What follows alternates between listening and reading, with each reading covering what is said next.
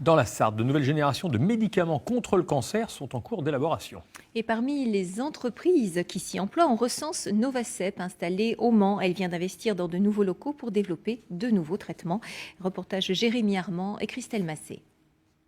Sous sa hotte de sécurité, Florent fabrique une petite bombe contre le cancer. Un anticorps produit en laboratoire qui agit comme missile dans l'organisme. La recette, coupler l'anticorps avec une molécule extrêmement puissante. La molécule est extrêmement toxique. Nous devons être exposés à des quantités inférieures à quelques microgrammes par mètre cube d'air toutes les 8 heures de cette molécule. Sinon, cette molécule exerce son rôle qui est de détruire toutes les cellules biologiques qu'elle rencontre. Le résultat, un traitement contre le cancer plus ciblé que la chimiothérapie, avec une action plus puissante et moins d'effets secondaires.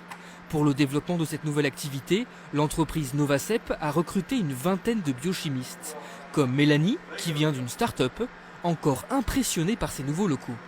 Là, on a des installations de haute technologie, on est à la pointe sur la plupart des équipements analytiques. Et voilà, on est un bâtiment flambant neuf, c'est vraiment très très agréable de travailler ici.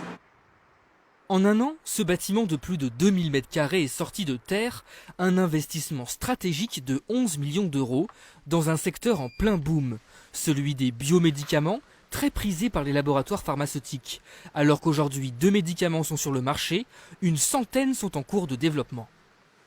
La valeur du traitement pour un malade sur une année peut être de plusieurs dizaines de milliers d'euros jusqu'à pratiquement 100 000 euros pour la valeur de ce traitement.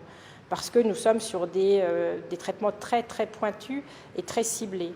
Capables de cibler les tumeurs, ces molécules vont être produites sur ce site dans les prochaines semaines.